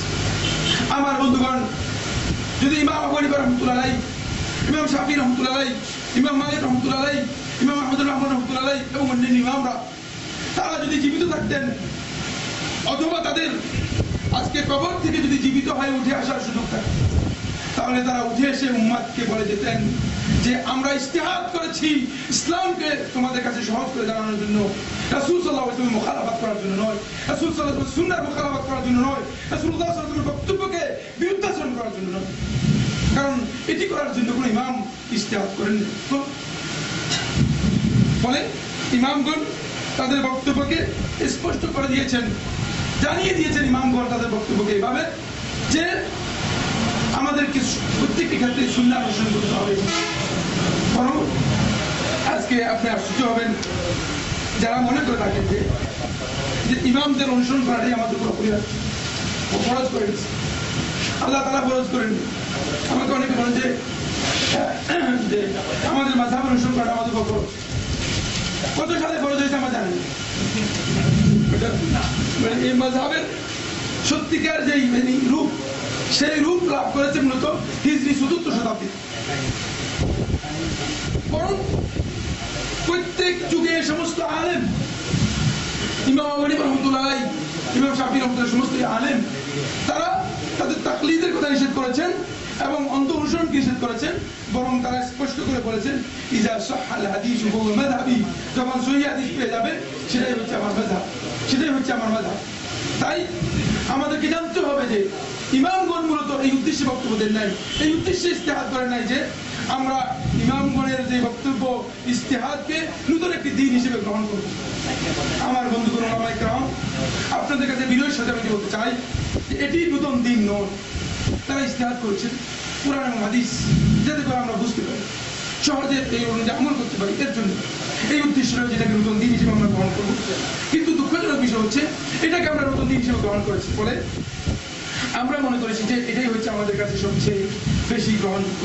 সর্বশেষ একটি উদাহরণ দিয়ে আমার বক্তব্য শেষ করে দেব, যেহেতু সময়ের দিকে গুরুত্ব রেখে আমরা বক্তব্য দিচ্ছি। এই বক্তব্যটি এই জন্য দিচ্ছিলাম, ওলামায়ে কেরাম যুগে যুগে আসলে সুন্নাহর অনুসরণের ক্ষেত্রে কেমন পন্থা অনুসরণ করেছেন এর দুটি উদাহরণ দেব, উদাহরণ দিয়ে শেষ করে দেব। প্রথম উদাহরণটি আমি নিয়েছি মুওয়াত্তা মুহাম্মদ থেকে। ইমাম মুহাম্মদ হাসান আশ-শাইবানী রাহমাতুল্লাহ যখন মদিনাতে আসলেন, ইমাম মালিক রাহমাতুল্লাহ সাক্ষাৎ হলো, তখন ইমাম মালিক রাহমাতুল্লাহ মুওয়াত্তা তিনি একটি রিওয়ায়াত করেছেন। সেই রিওয়ায়াতে তার যে রিওয়ায়াতটুকু রয়েছে, মুওয়াত্তার দুটি রিওয়ায়াত পাওয়া যায়, একটি সুহনুর রিওয়ায়াত রয়েছে আর একটি ইমাম মালিক রাহমাতুল্লাহর পক্ষ থেকে মুহাম্মদ বিন হাসান আশ-শাইবানী রাহমাতুল্লাহ বর্ণনা করেছেন, সেই রিওয়ায়াত রয়েছে। মুওয়াত্তা মুহাম্মদ থেকে রিওয়ায়াত নিলাম, তিনি বলেন كنت جالسا عند ابن عباس فدخل عليه رجل يماني।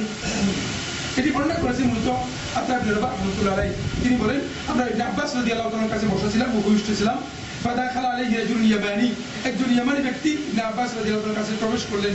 ফাকালা আসসালামু আলাইকুম ওয়া রাহমাতুল্লাহি ওয়া বারাকাতুহু। ইবনে আব্বাসের কাছে এসে বলেন আসসালামু আলাইকুম ওয়া রাহমাতুল্লাহি ওয়া বারাকাতুহু, সালাম দিলেন।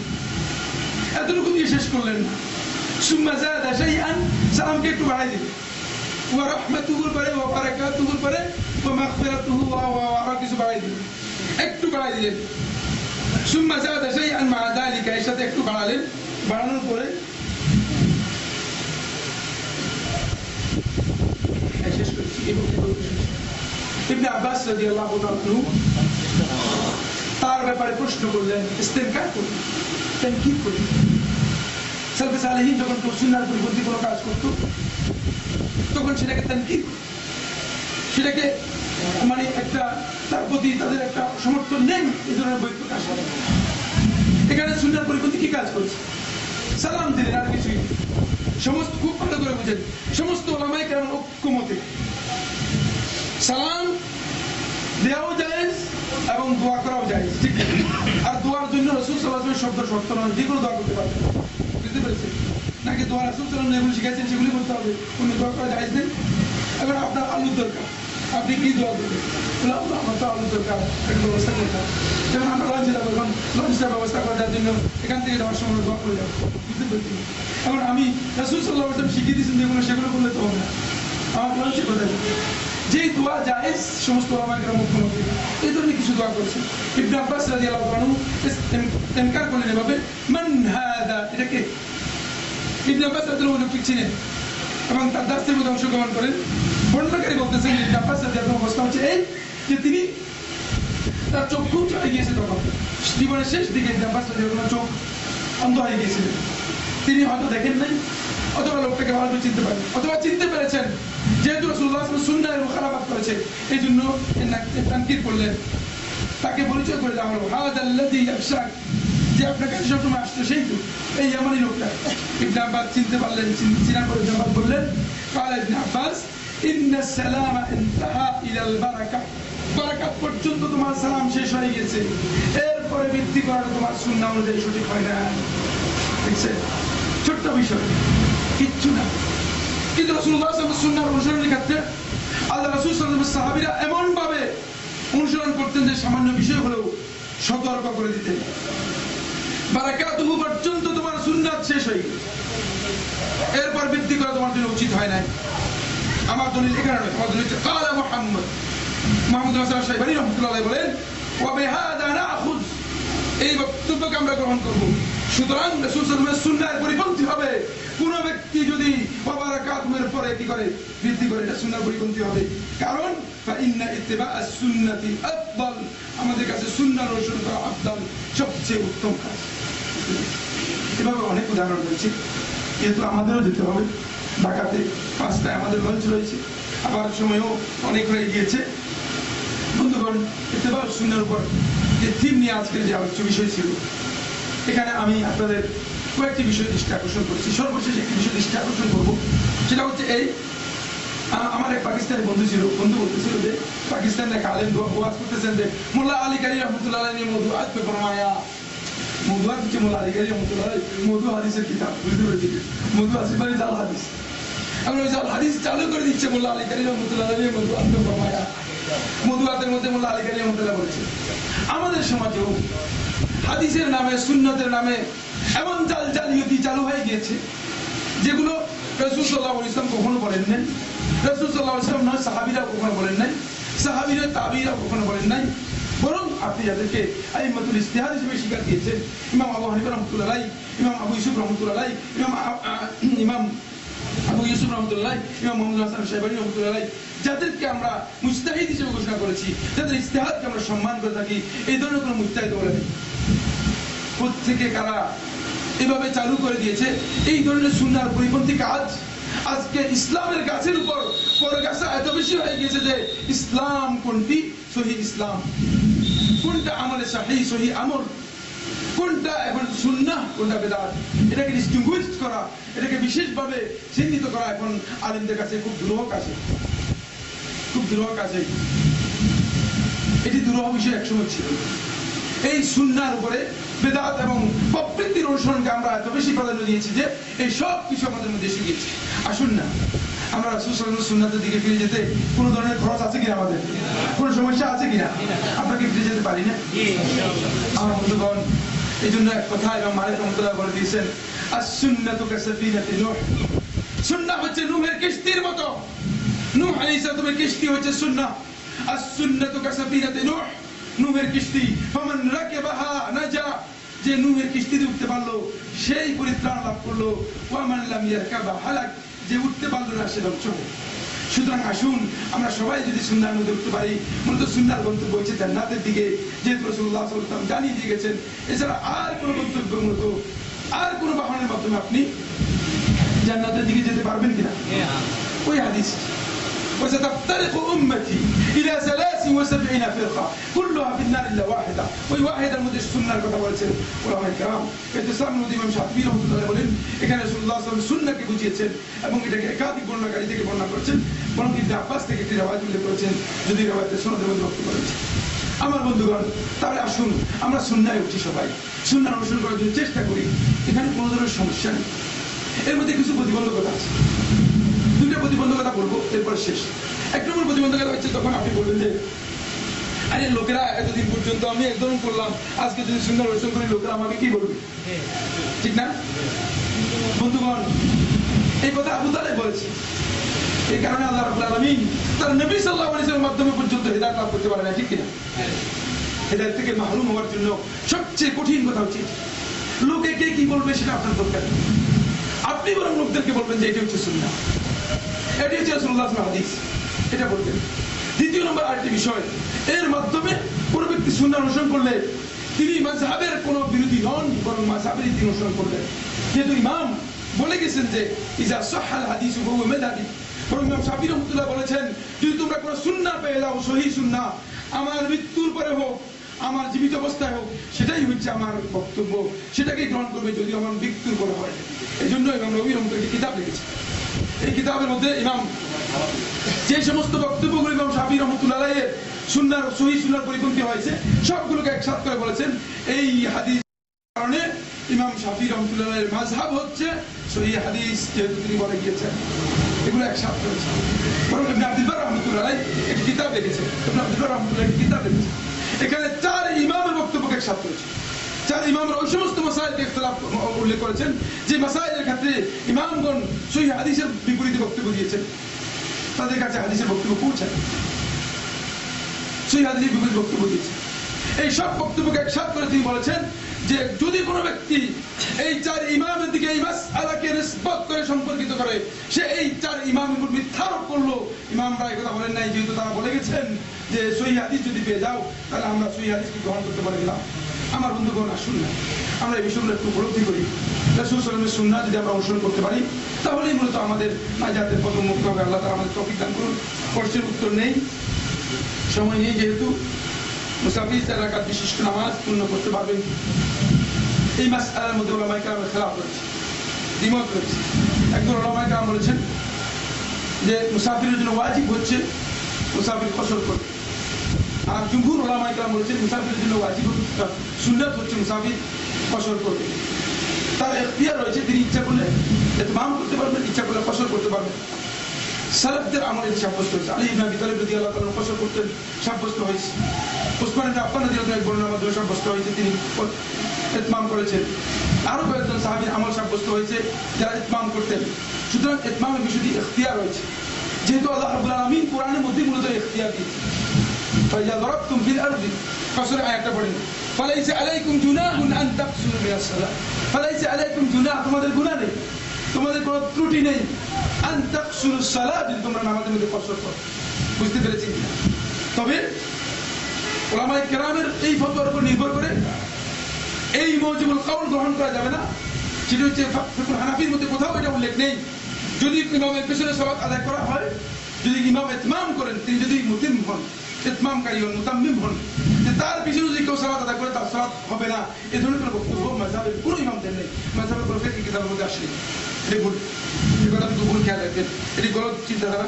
কিন্তু উলামায়ে কেরামের ইখতিলাফ হয়েছে মাসআলার মধ্যে, সেক্ষেত্রে উত্তম হচ্ছে রাসূল সাল্লাল্লাহু আলাইহি ওয়াসাল্লামের সাহাবীদের আমল যেটা সাব্যস্ত হয়েছে। যদি কেউ মনে করেন যে তিনি কসর করলেন, কসর করতে পারেন রুখসাতের বিষয়ে। আর রুখসাত শরীয়তের মধ্যে ওয়াজিব হবে কিনা এই বিষয় নিয়ে ওলামায়ে কেরামের ইখতিলাফ হয়েছে। এই বিষয় নিয়ে ওলামায়ে কেরামের ইখতিলাফ হয়েছে। যাই হোক, আলা কুল্লি হাল, যেহেতু কেউ যদি মনে করেন যে আমি এই ইখতিলাফের কারণে এই মাসালা এভাবে গ্রহণ করবো, এতে আমরা তাকে বাধ্য করবো না। তবে এটি ইখতিয়ারের বিষয়, কেউ ইচ্ছা করে তিনি ইতমাম করতে পারবেন। তখন ইয়েদানে হাত কতটুকু উঠাতে হবে যদি সুন্নাহ দ্বারা সাব্যস্ত হয়েছে। আবু কাতাদা আনসারী রাদিয়াল্লাহু আনহু হাদিসের মধ্যে, আবু দাউদের মধ্যে এসেছে, রাসূলুল্লাহ সাল্লাল্লাহু আলাইহি ওয়াসাল্লাম থেকে তিনি বর্ণনা করেছেন যে কখনো এই যে কাঁধ রয়েছে, কাঁধ বরাবর জামান কাবাইহি, কখনো ইলা শাহমাতি উযনাইহি, দুই কানের লোকে আগ পর্যন্ত এটি উঠানোর বিষয়টি হাদিসের মাধ্যমে সাব্যস্ত হয়েছে। দুটাই সহিহ হাদিস। এখানে বৈচিত্র্য রয়েছে, দুই একটা নামাজ একত্রে আদায় করা যায় কিনা, হ্যাঁ জমা করা জায়েজ রয়েছে। সুনান তিরমিজির মধ্যে ইবনে আব্বাস রাদিয়াল্লাহু আনহু বর্ণিত সহিহ হাদিসের মধ্যে রয়েছে, একাধিক সহিহ হাদিস রয়েছে, একটি বহু সহিহ হাদিস রয়েছে। মুসাফির ব্যক্তির জন্য জমা করাকে ইখতিয়ার দেওয়া হয়েছে, এটি তার জন্য একটি রুখসত। যারা মদিনার জামাত নামে একটি দল বাইর হইয়াছে, তারা একদিন আগে এই ঈদের নামাজ আদায় করতে চায়। আপনার মতামত? এই মাসের মধ্যে ইখতিলাফ আছে, এটা আজকের ইখতিলাফ, তবে আমি যেটা মনে করে থাকি সেটা হচ্ছে এই, যেহেতু তারা নিশ্চিত হয়েছে একটি বিষয়, সেটা হলো তারা চাঁদ দেখে নেই। আধুনিক বিজ্ঞান আমাদের কাছে সহজ করে দিয়ে, কারণ আজকে সূর্যাস্ত কত এটা আমরা জানি কি জানি না, সূর্যাস্ত হয়েছে কিনা এখন তো সূর্যাস্ত হয়নি, কিন্তু আমরা জেনে গিয়েছি। কেন জেনে গেলাম? বিজ্ঞান আমাদেরকে সহজ করে দিয়েছে। বুঝতে পেরেছেন কিনা? যেহেতু বিজ্ঞান এই বিষয়টি স্পষ্ট করে দিয়েছে, সেটা হলো তিনি তার চাঁদ দেখে নেন। কিভাবে? এই বছরের কথা বলছি, এই বছর যখন চাঁদের ঘোষণা দেয়, তখন সৌদি আরবের টাইম হচ্ছে 8:30 রাত্রে, বাংলাদেশের টাইম হচ্ছে তখন রাত্রে 11:30। রাত্রে 11:30টায় কোনো ব্যক্তি চাঁদ দেখার আদৌ সম্ভাবনা আছে কিনা? তাহলে তিনি নিশ্চিত হয়ে গেছেন আমরা চাঁদ দেখি নাই, সৌদি আরবে চাঁদ দেখা গিয়েছে। বুঝতে পেরেছেন? ঠিক এই সময়ে আপনি যখন জাপানের সর্বশেষ দিক যাবে, তখন তারা সুবহে সাদিকের একটু আগে, তারা নিশ্চিত চাঁদ দেখে নাই, বরং তারা সকাল করে ফেলেছে। বুঝতে পেরেছেন? তাদের জন্য আদৌ ঈদের দিন ঈদ করার ঘোষণা দিতে হবে। বুঝতে পেরেছেন? ফলে নিশ্চিত যখন কোনো ব্যক্তি জেনে যাবে যে আমি চাঁদ দেখি নাই, তাহলে অন্যের দেখার উপর নির্ভর করা তার জন্য জায়েজ নেই। এটি এই মাসের মধ্যে খেলাফ আছে বলে আমি জানি না। খেলাফ হয়তো কোন মাসআলার মধ্যে, যেটি মাস কুফরি, সন্দেহ, চাঁদ দেখলাম কি দেখলাম না। বুঝতে পেরেছেন? যখন এই সন্দেহের মধ্যে থেকে যাবে, তখন খেলাফ রয়েছে যে হ্যাঁ অন্যের চাঁদ দেখার উপর নির্ভর করার বিষয়ে উলামায়ে কেরাম বক্তব্য দিয়েছেন। তবে রাসূলুল্লাহ সাল্লাল্লাহু আলাইহি ওয়াসাল্লাম আমাদের এই চাঁদ দেখার বিষয়কে ডিজিটাল করেন নাই, রাসূল সাল্লাল্লাহু আলাইহি ওয়াসাল্লাম ম্যানুয়াল করেছেন। ডিজিটাল করেন নাই কেন? এর কারণ আছে, পৃথিবীটাও ডিজিটাল করেন নাই আল্লাহ রাব্বুল আলামিন। সুতরাং এখন আমরা এখানে জোহর পড়েছি, সৌদি আরবে জোহর করতে পারবে কিনা, আমেরিকাতে কানাডাতে জোহর করতে পারবে কিনা? বুঝতে পেরেছেন? এই পার্থক্য রয়েছে, এই পার্থক্য থাকবে। সুতরাং এই বিষয়ে শেখুল ইসলাম ইবনে তাইমিয়া রাহমাতুল্লাহ আলাইহি মানে কথা বলতে সুন্দর কথা বলেছেন। সেটা হচ্ছে এই উম্মাহ মূলত আজকে 1400 বছর পর্যন্ত প্রায় মানে এই বিষয়ে ইখতিলাফ করলেও একটা বিষয় ঐক্যে পৌঁছে গিয়েছে, সেটা হচ্ছে চাঁদ থেকে ঈদ করার বিষয়ে ঐক্যে পৌঁছে গিয়েছে। 1400 বছর পর্যন্ত ইখতিলাফ হয় নাই। এখন 2 ফুট থেকে লোক এসে এখন তারা 2 জনে মিলে 3 জনে মিলে ঈদ করতেছে, পিছনে একদল লোক দৌড়াচ্ছে, টেলিভিশনে তাদেরকে দেখাচ্ছে। টেলিভিশন দেখানোর কারণটা কি? আজকে এখানে 200-300 লোকের মাহফিল, একটা টেলিভিশন তো আসলে আসছে কিনা? একটা টেলিভিশন তো আসেনি। কিন্তু যদি এখানে ঈদের জামাত হতো 4 জনের, দেখবেন টেলিভিশন এসে গিয়েছে। উদ্দেশ্য কি? উদ্দেশ্য হচ্ছে নেগেটিভলি মুসলমানদেরকে খারাপ করে দেখানো, মুসলমানদেরকে তাশবীহ করা, মুসলমানদের সূরতকে, মুসলমানদের আকৃতিকে বিকৃত করা, এটা হচ্ছে তাদের উদ্দেশ্য।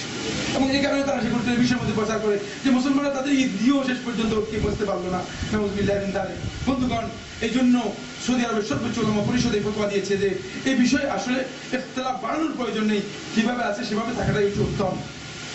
তবে যদি কোনো ইখতিলাফ হয়ে যায়, ওলিল আমর সেটাকে হাসম করতে পারবেন, এটাকে হাসম বলা হয় যাকে। তিনি তার অর্ডার করে, জুডিশিয়াল অর্ডারের মাধ্যমে এটাকে কি করতে পারবেন, সিদ্ধান্ত দিতে পারবেন কি হবে কি হবে না। বুঝতে পেরেছেন কথাগুলো? সুতরাং আর মনে হয় বাড়াবো না, অনেক প্রশ্ন, লম্বা প্রশ্ন তো আমাদের হাতে সময় নেই, আমরা বাইরে যাবো, আরেকটা আলোচনাও রয়েছে। আমার মনে হয় আজকে আর প্রশ্নের উত্তর দিতে চাই না। অনেক প্রশ্ন, এগুলো অনেকগুলো প্রশ্ন আপনারা দেখি যে বাড়ি থেকে লিখে নিয়ে আসছেন, হানা করে দিলে রাগ হয়ে যাবে। আচ্ছা ঠিক আছে, বুকের উপর হাত পাতি, প্রবল ইদান করি, ইমাম বিশেষ সূরা ফাতিহা পড়ি, পরে সালাতের সঙ্গীত মোরা দেই না, তারাবি 11 রাকাত পড়ি, ঈদের সালাত বা তাকবীর আদায় করি, রাকাতুল ফজর 1 খাদ্য পরিমাণ আদায় করে থাকি। আমরা পবিত্র চার মাযহাব মানি না, এইসব কারণে অধিকাংশ মানুষ আমাদেরকে গুমরাহ দেওয়া করছেন, তারা হয়তো সুন্নাহর জ্ঞান নেই বলতে এগুলো বলছেন। এগুলো হাদিস দ্বারা সাব্যস্ত হয়েছে। আমার বন্ধুগণ, গুমরাহ বলার একটা সুযোগ রাসূলুল্লাহ সাল্লাল্লাহু আলাইহি ওয়াসাল্লাম হাদিসের অনুসরণ করে তিনি গুমরাহ হবেন কেন? এগুলো হাদিসের মধ্যে রয়েছে, বুখারী হাদিসের মধ্যে রয়েছে। এগুলো আপনারা যে বুখারী করতেছেন, বুখারী খতম করতেছেন তাবাররুকের জন্য, সেই বুখারীর মধ্যে রয়েছে, হাদিসের কিতাবের মধ্যে রয়েছে। সুতরাং গুমরাহ বলার সুযোগ আদৌ হ্যাঁ, তার এই মাসআলার মধ্যে আপনার যদি দ্বিমত থাকে, আপনি বলছেন আমি এই মাসআলার মধ্যে দ্বিমত করতেছি, আমি এই মাসআলার মধ্যে এই বক্তব্য দিই, কিন্তু কাউকে গুমরাহ বলতে হলে এটা আপনি এত বড় দায়িত্ব নিলেন কিসের ভিত্তিতে? রাসূলুল্লাহ সাল্লাল্লাহু আলাইহি ওয়াসাল্লাম হাদিসের অনুসরণ করছে, তিনি গুমরাহ হবেন না? এই বক্তব্য একেবারেই গলত। বরং যিনি সুন্নাহর অনুসরণ করলেন, তিনি হেদায়েতের উপর প্রতিষ্ঠিত রয়েছেন, যেহেতু আল্লাহ রাব্বুল আলামিন তার রাসূলকে বলেছেন, কুল ইন্নী আলা বাইয়িনাতিন মির রাব্বি, আপনি বলুন আমি আমার প্রতিপালকের পক্ষ থেকে সুস্পষ্ট প্রমাণের উপর আছি, দলিলের উপর আছি। দলিল তার কাছে, দলিল আপনাকে বের করতে হবে। আপনার বক্তব্যের জন্য আপনাকে দলিল দিতে হবে। আমি প্রথমেই আপনাদেরকে বলছি, আপনার অধিকার আছে, আপনি ইখতিলাফ করতে পারবেন আমার সাথে, আমার বক্তব্যের সাথে দ্বিমত করতে পারবেন, বাট উইথ এভিডেন্স, দলিল দিয়ে, দলিলের সাথে সেটা আপনাকে করতে হবে। বুঝতে পেরেছেন? দলিল আপনাকে নিয়ে আসতে হবে। কিন্তু যখন দলিল তালাশ করবেন, তখন বিশাল বিপাকে পড়ে যাবেন। কারণ এই মাযহাবের উপর আমাদেরও পড়ালেখা হয়েছে, এই বাংলাদেশে সর্বোচ্চ পড়ালেখা করে গিয়েছি, তারপর হাদিস করেছি, ইফতা করেছি, এই করেছি, সেই করেছি, বাংলাদেশে সব পড়ে গিয়েছি। তারপরে সৌদি আরবে গিয়ে 18 বছরের মধ্যে বিশ্ববিদ্যালয়ে পড়ে আবার আসলাম। বুঝতে পেরেছেন কিনা? সুতরাং আমরা যে জানি না ব্যাপারটা এমন নয়। ফিকহের কিতাবগুলো যেগুলো পড়ি নাই এমনটা নয়। ফতোয়া স্বামী একবার নয় 4 বার পড়েছি, একবার নয়, প্রথম থেকে 4 বার। সুতরাং পড়েছি, আমরাও পড়েছি। তাই আমি আপনাদের অনুরোধ করি জন্য দলিল দিতে হবে। এখন দলিলের জন্য যখন আপনাকে বলা হবে, তখন আপনি কষ্ট পাবেন, দলিল তো হাজির করতে পারবেন। এই জন্য লোকদেরকে বিভ্রান্ত না করে, বরং আপনি বলেছেন যে আমি দেখি যে আমি আসলে কতটুকু হেদায়েতের উপর আছি, এতটুকু তাহকিক করার জন্য চেষ্টা করুন। বন্ধুগণ, আমার বক্তব্য 3 কারণে দিয়েছি, সেটা বক্তব্যের শুরুতে বলার কথা ছিল, বললাম না। 1 নম্বর হচ্ছে বিষয়গুলো আপনাদের জানা আছে, স্মরণ করে দেওয়ার জন্য। 2 নম্বর হচ্ছে এই বিষয়গুলো নিয়ে একটু চিন্তা করার জন্য। এটা শিশু, আমরা আলোচনা করেছি, এখন আপনারা একটু চিন্তা করেন, একটু সময় কাটার, আলেমদের সুযোগ আছে, আলেমদেরকে পেয়েছি, একটু চিন্তা করেন যে এই কথাগুলো আদৌ কি, মানে আসলে যেগুলো বলেছি এগুলো কতটুকু মর্যাদা বহন করে থাকে, কতটুকু এগুলো গুরুত্ব আছে, সেটা একটু চিন্তা করুন। 3 নম্বর যে কারণ, সেটা হলো এই আমাদের সময় পুড়িয়ে যাচ্ছে, এই বিষয়গুলো তাহকিক হওয়া দরকার, ঠিক কিনা? নাকি এভাবেই চলবে যে আমি আমার বাপদাদাকে যেভাবে দেখে এসেছি সেভাবেই করবো, ব্যাপারটা এমন কিনা? এই বিষয়গুলো তাহকিক হওয়া দরকার। আপনারা একটু তাহকিক করুন, কোরআন হাদিসের কিতাবগুলো আপনাদের কাছে আছে, তাহকিক করুন, যোগ্য আলেমদের সাথে এই বিষয় নিয়ে ডিসকাশন করুন, এদের সাথে বসুন, এদের সাথে টেলিফোনে কথা বলুন। এই বিষয়গুলো যদি আমরা তাহকিক করি, তাহলে আমার কাছে স্পষ্ট হয়ে যাবে। আমি সৌদি আরবের আল খাবজি এক জায়গাতে আছে, বুঝলে কুয়েতের বর্ডারে, সেখানে আমি একবার দাওয়াতি কাজে গেলাম। তখন এক আলেমের সাথে দেখা হলো, নিয়তের মাসআলা নিয়ে কথা হচ্ছিল। 65 বছর বয়স, আজ পর্যন্ত নিয়তের মাসআলায় তাহকিক করিনি। আমি তাকে বিনয়ের সাথে জিজ্ঞেস করলাম, ভাইজান আপনি এক্ষেত্রে মাসআলা তাহকিক করেছেন? বলেছেন না, তাহকিক তো করি। 65 বছর বয়সে যদি নিয়তের মাসআলায় তাহকিক না করেন, তাহলে নামাজ কবে তাহকিক করবেন? নামাজ তো করে আপনার হয়ে গেল। বন্ধুগণ, এই জন্য আমরা চেষ্টা করি, আমরা তাহকিক করি, তাহলে আমরা উপকৃত হবো। হাযা রাসূলুল্লাহ নবিয়্যিনা মুহাম্মদ ওয়া আলা আলিহি ওয়া আসহাবিহি ওয়াসাল্লাম। আপনাদেরকে, আমরা যারা ঢাকা থেকে এসেছি, সকলের পক্ষ থেকে আমি আপনাদেরকে ধন্যবাদ জানাচ্ছি, মুবারকবাদ জানাচ্ছি। আপনারা যে ধৈর্য সহকারে আসলে দীর্ঘ সময় পর্যন্ত এখানে বসেছেন, আমাদের কথাগুলো শুনেছেন। আমার মনে হয় আমরা যে কথাগুলো বলেছি, আমরা চেষ্টা করেছি এগুলোর মধ্যে সুন্নাহর আদব রক্ষা করার জন্য, এবং যদি এরপরেও যদি কোনো কারণে আদবের খেলাফ হয়ে যায়, যেটা আমাদের ইচ্ছার বাইরে, আমরা চাই না এটার সাথে ব্যাপারী করা, এবং স্পর্ধা করা। আলেমদেরকে আমি সম্মান করি, আলেমদের সাথে আমার সবচেয়ে ভালো সম্পর্ক, আলেমদেরকে সবচেয়ে বেশি ভালোবাসি। সুতরাং এর কারণে আলেমদেরকে এই ভালোবাসাটুকু এটাকে অব্যাহত রাখার জন্য আমি বলছি যে আপনাদের সাথে যদি কোনো ব্যাধি হয়ে যায়, সেটা আপনারা ক্ষমা করবেন। ইনশাআল্লাহ তাআলা আমরা আরো পরবর্তী সময় আপনাদের সাথে সাক্ষাৎ করবো, আরো বিষয় নিয়ে শেয়ার করবো। আল্লাহ তাআলা আমাদের সবাইকে কবুল করুন। হাযা ওয়া আখিরু দাওয়ানা আলহামদুলিল্লাহি রাব্বিল আলামিন।